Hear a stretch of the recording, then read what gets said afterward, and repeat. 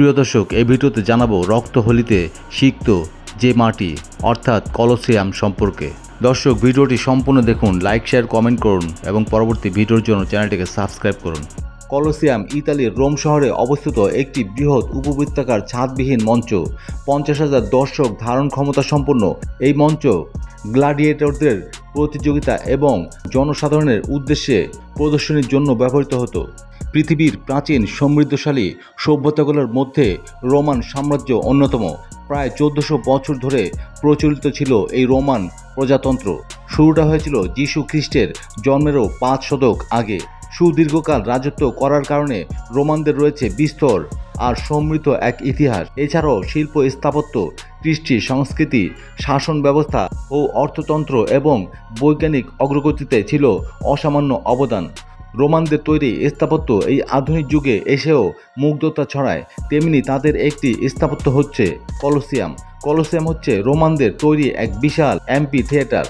ইতালির রোম শহরকে বলা হয় চিরশান্তির নগরী, অথচ এই রোমেই দাঁড়িয়ে আছে রোমানদের নিদর্শন কলোসিয়াম। ধারণা করা হয় দ্বিতীয় বিশ্বযুদ্ধে যতটা না রক্তপাত হয়েছে তার চেয়েও কয়েক গুণ বেশি হত্যা ও রক্তপাতের ইতিহাস বহন করে চলেছে কলোসিয়াম।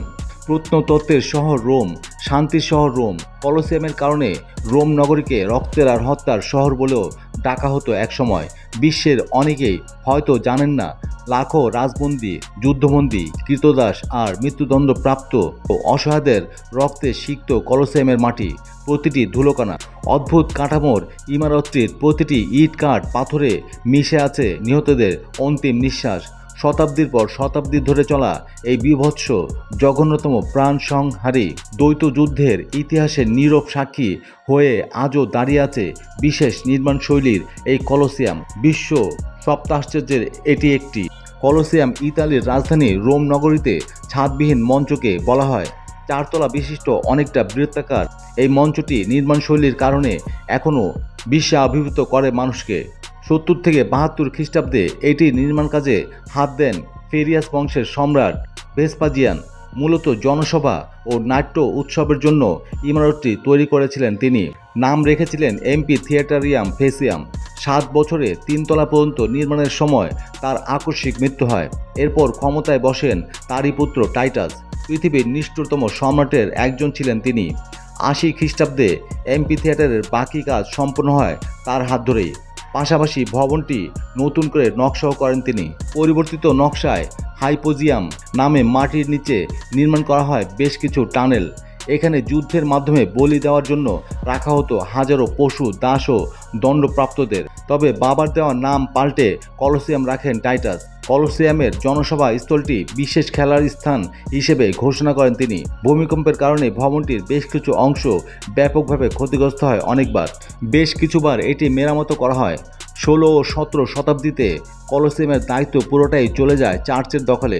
পোপ সিক্সটাস V 1585 থেকে 90 সালে কর্মহীনদের কাজের ব্যবস্থা করতে কলোসিয়ামকে উলের কারখানা বানানোর পরিকল্পনা করেন।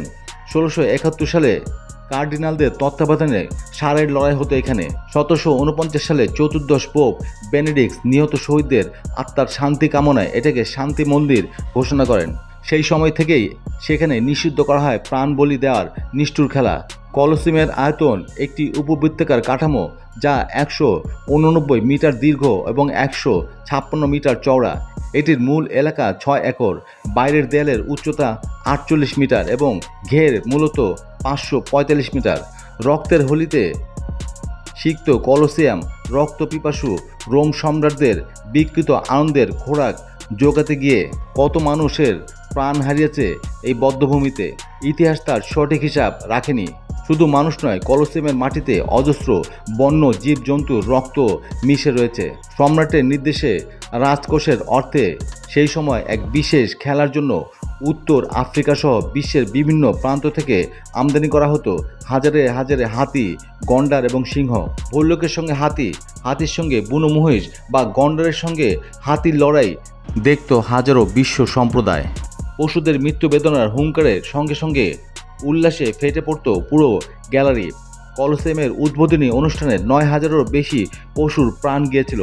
তবে দীর্ঘদিন পশুর লড়াই আর এগুলোর করুণ মৃত্যু দেখতে দেখতে একঘেয়েমি বোধ করেন সম্রাট টাইটাস। পশুর স্থলে মানুষে মানুষে লড়াইয়ের ধারণা এলো তার মাথায়। আর পশুর খেলা বন্ধ করে শুরু হলো মানুষের রক্তের হোলি খেলা, শুরু হলো মানুষের মৃত্যুর করুণ এবং বীভৎস কাহিনী। প্রথমে যুদ্ধবন্দীদের মরণপণ লড়াই শুরু।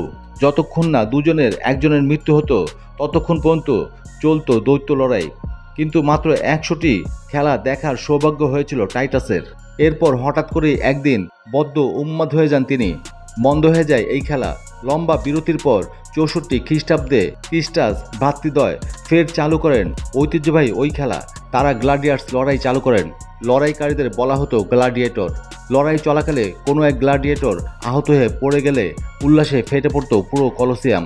মৃত্যু ভয়ে ভীত ক্ষতবিক্ষত গ্ল্যাডিয়েটর রেওয়াজ অনুযায়ী বাঁ হাত তুলে সম্রাটের করুণা প্রার্থনা করত, প্রাণ ভিক্ষা চাইত। মঞ্জুর করা না করা সম্পূর্ণ তার মন মেজাজের ওপর নির্ভর করত। সম্রাটের বাম হাতের বুড়ো আঙ্গুল আকাশে নির্দেশ করলে অপর গ্ল্যাডিয়েটর বুঝে নিত তাকে ছেড়ে দাও, কিন্তু ভূমির দিকে নির্দেশ করার অর্থ শেষ করে দাও। রোমের দুর্ধর্ষ শাসক জুলিয়াস সিজার এখানে বসে 300 গ্ল্যাডিয়েটরের লড়াই উপভোগ করেন, আর সম্রাট ট্রাজান উপভোগ করেন 5000 দৈত্য যুদ্ধ। খ্রিস্টানদের ধর্মীয় অনুষ্ঠান হতো এই কলোসিয়ামে। সেখানে ভ্যাটিকানের সর্বোচ্চ খ্রিস্টান ধর্মগুরুরা উপস্থিত থাকতেন, অংশ নিতেন বিভিন্ন দেশের রাষ্ট্রদূতরাও। সেখানে এক ধর্মীয় উৎসবে উপস্থিত প্রত্যেককে কলোসিয়ামের এক মুঠো করে মাটি উপহার দিতে চেয়েছে পোপ গ্রেগরি, কিন্তু কেউই তা নিতে রাজি হননি। তাদের অভিযোগ, এই মাটি হাতে নিয়ে চাপ দিলে এখনও বের হবে তাজা রক্ত, রয়েছে রক্তের গন্ধ। তাই এই পাপের ভাগী আমরা হতে চাই না। দ্বিতীয় বিশ্বযুদ্ধে যত রক্ত ঝরেছে তার চেয়েও অনেক বেশি রক্ত ঝরেছে রোমের কলোসিয়ামের এক চিলতে মাটিতে। এই কলোসিয়ামে একসঙ্গে 50 থেকে 80,000 দর্শক একসঙ্গে বসতে পারত। 1990 সালে ইউনেস্কো কলোসিয়ামকে বিশ্ব ঐতিহ্যবাহী স্থান হিসেবে ঘোষণা করেন। বর্তমানে প্রতি বছর লাখ লাখ পর্যটক এই স্থাপনা দেখতে যান।